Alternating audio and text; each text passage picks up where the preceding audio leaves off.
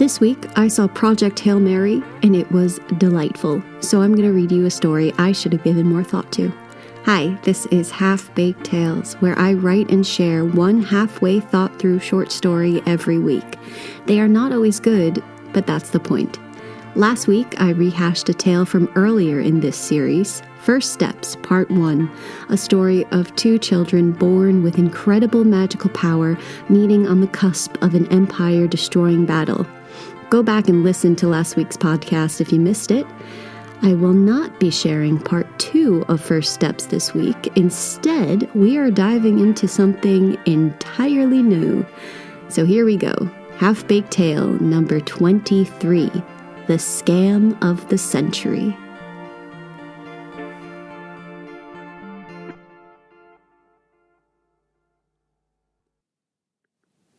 The letters had started arriving 10 years ago. At first, I thought they were an elaborate scam. I mean, the post is for TV license bluffs and important documents addressed to past tenants. Hats off to the sci-fi knowledgeable scammer, I had thought, trying to convince me I was actually being contacted by a government agency from the future interested in recruiting me for top-secret missions. With the rise of AI, scammers were coming up with new and improved methods of catching out individuals every day. So when that first letter arrived, I felt proud of myself for not falling for it.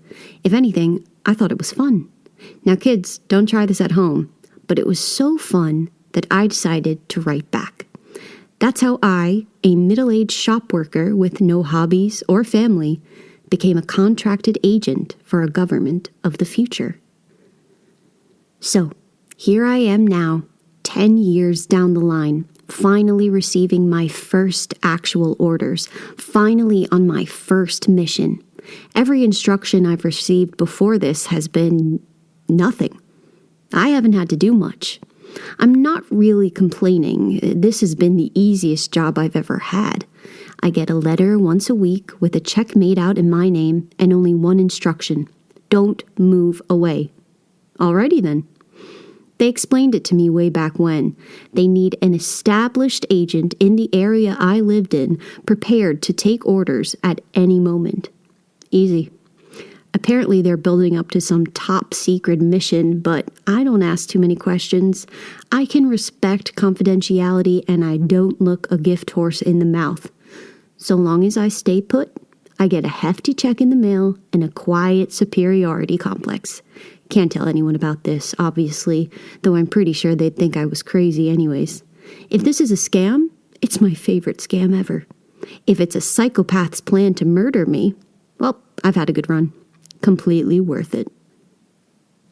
Now that I have the mission details, I think I understand why they've prepped me 10 years for it. The instructions are sketchy as hell. If they asked me to do any of this on the first day, week, or year, I would have been like, hell nah. So first, I gotta go buy all kinds of clothes, like a full outfit for one person.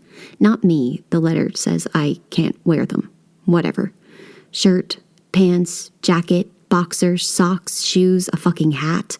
All in particular sizes too, from specific stores.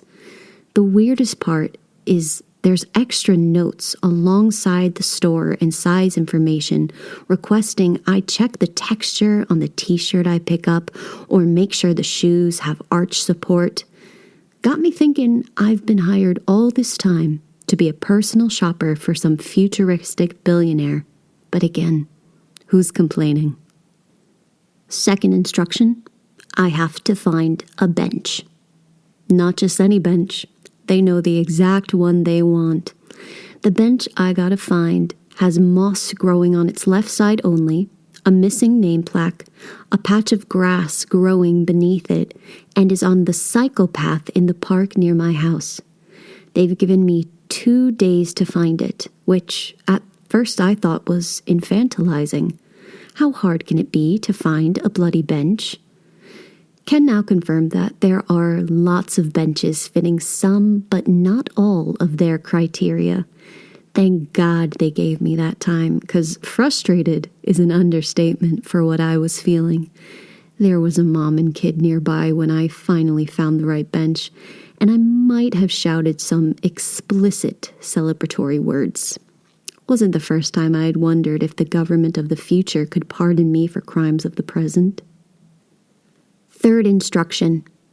After my allotted 2 days for locating the correct bench pass, I gotta bring all the clothes there and be sitting down at precisely 6:30 a.m.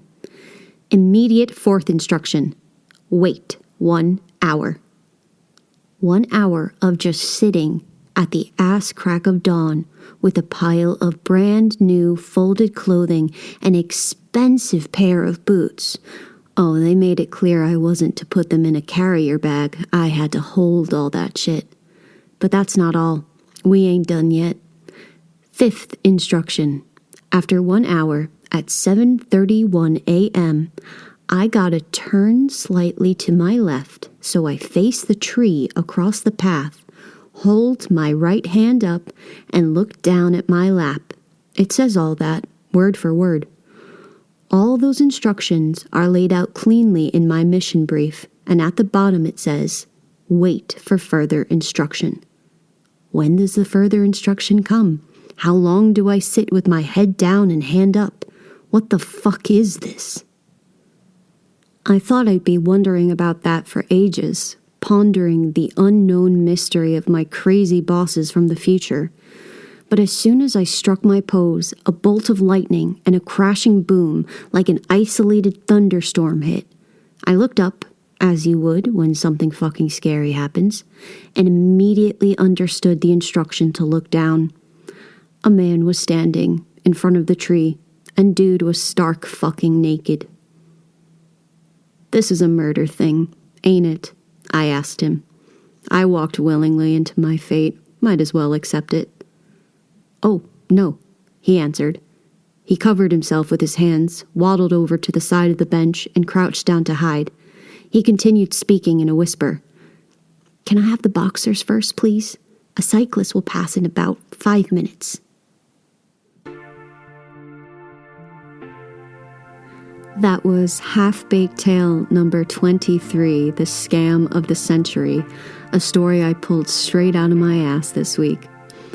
I was having fun, being a little silly. It is certainly not part 2 of First Steps, which I promised in last week's podcast. I did intend to continue on with First Steps, but sometimes the brain just has different plans. I've been unwell this week, so my brain has been very resistant to giving a lot of thought to anything. Friday morning, when I write the stories, I had to keep taking breaks between sessions just to fend off brain fog. One thing I've learned about writing this series is I gotta go where the brain fog takes me. This week, the fog had no interest in fleshing out a whole character, personality, history, and arc. There was no energy for that. But the brain fog said it wanted to work on something silly, so that's what I did. Still got the tab for First Steps open because I kept hoping either energy or inspiration would strike and I'd come out with a lovely part 2. That's a nice problem to have.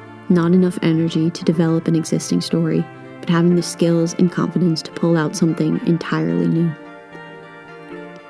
This story, The Scam of the Century, is partially me daydreaming and partially me ripping off Sea of Tranquility by Emily St. John Mandel, one of my favorite books, highly recommend. While I was sick this week, I was wondering if a time travel agency would need to make contact with someone in the past to assist with missions and how that person could be convinced that it wasn't a scam. As I wondered about that, the characters and established world from Sea of Tranquility became my basis for the kind of time travel I was considering. What I've written doesn't happen in Sea of Tranquility, so no worries about spoilers. I've just not done any work to make the world my own. I don't think I really need to describe why this story is half-baked. It is a first draft written day of with absolutely zero thought. Like, where the heck does this take place? I'm mixing Britishisms and Americanisms, and I did not stop myself in the slightest. In hearing myself speak bloody bench out loud is weird. Bloody is not in my vocabulary. I gotta say, I love the voice that this main character developed. I don't usually write from the first person, so I figured might as well spice it up. Ursula Le Guin encourages writing in dialect in one of her writing books, so can't go wrong. It was strange to read out, though. Had a hard time with the levels in the recording. So here's to hoping that the brain fog lifts. A big thank you to all the folk that have been listening. I've been getting some truly lovely feedback. If you are enjoying the podcast, please share it with a friend and tell me what you enjoy or what you want more of. See you next week.